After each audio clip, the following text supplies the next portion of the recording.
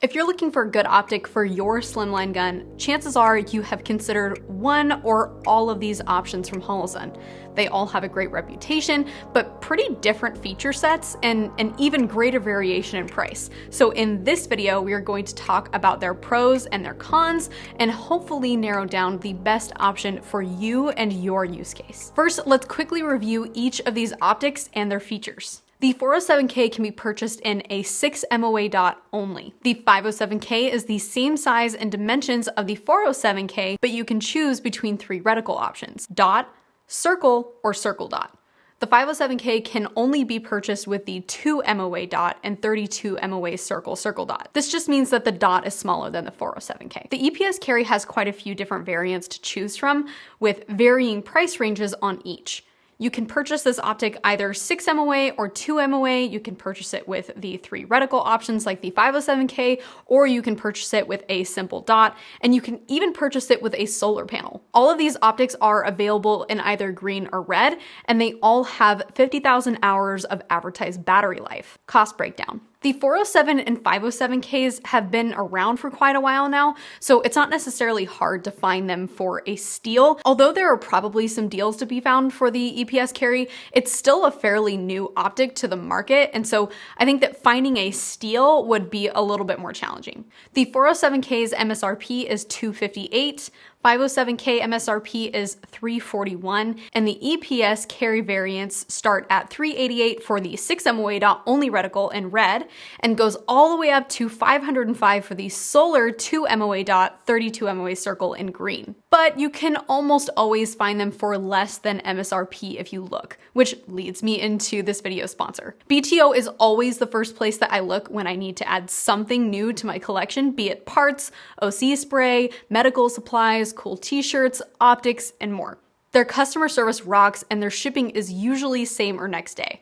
They have a range down in Conroe, Texas, where they sell gear and host some of the best instructors in the country. So if you're in the area, make sure to go check them out. Also, if you want to support the channel and get an extra 10% off of their already great pricing, you can use the code in the description down below. Big thanks to BTO for supplying the EPS and 407K for this video. So now the question I'm left to answer is, with such a huge cost and feature set variation, how is one supposed to choose between them? And what do I get out of the top dollar optic for twice the cost of the least expensive optic, and is it really worth it? To tell you the truth, this is a pretty loaded question because a whole lot of it really does just come down to budget paired with personal preference. But I will attempt to address this question anyways. So first things first, there are 4 main features that make up for the majority of the cost variation: open versus closed emitter, green versus red reticle, reticle selection, and solar. A green reticle will be slightly more expensive than a red.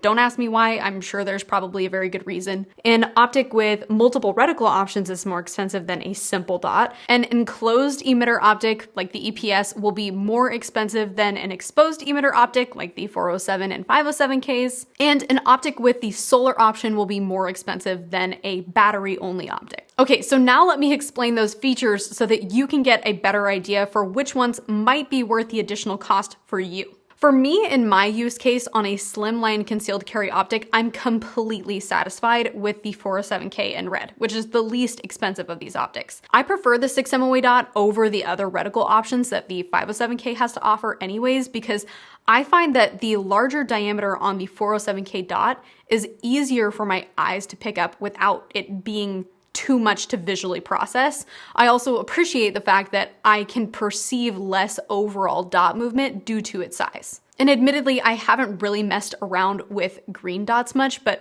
red has served me just fine for the last 15,000 rounds I put through them. In your case, you might find that you prefer having the option to at least use the other reticle options like the circle or the circle dot.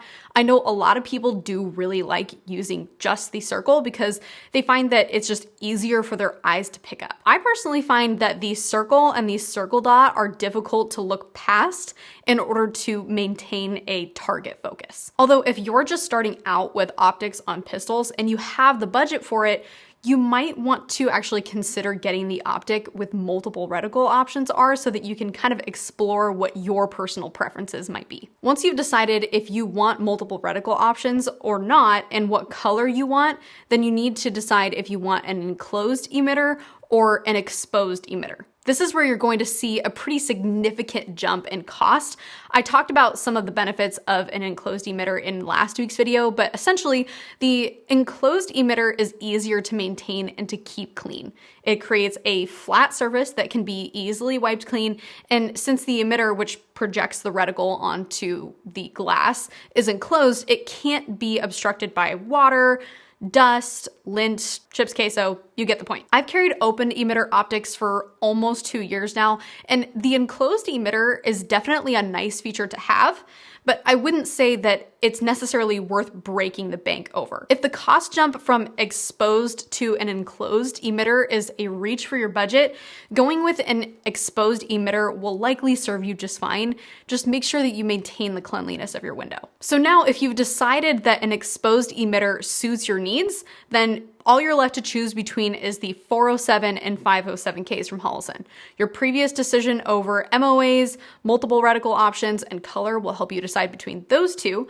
But if you decided to make the jump over to an enclosed emitter optic, you have some similar variations to choose from with the EPS-CARRY. With the EPS-CARRY, you're choosing from all the same features that we just discussed: MOAs, multiple reticle options, or a simple dot, a dot color, with the added challenge though of choosing between battery only or a combination of battery and solar. The solar will definitely be an additional cost. And the solar is essentially there as a fail-safe in case you forget to switch out your battery or if your battery were to go kaput for whatever reason. It's advertised to work in low light and in bright light indefinitely. However, in my admittedly limited experience, the reticle completely went away in lower light settings. It stayed on when I shined a flashlight onto the solar panel and when it was in direct sunlight, but completely went away in my LED and naturally lit garage and kitchen. So do with that what you will. Hopefully this video helped you understand the differences between these optics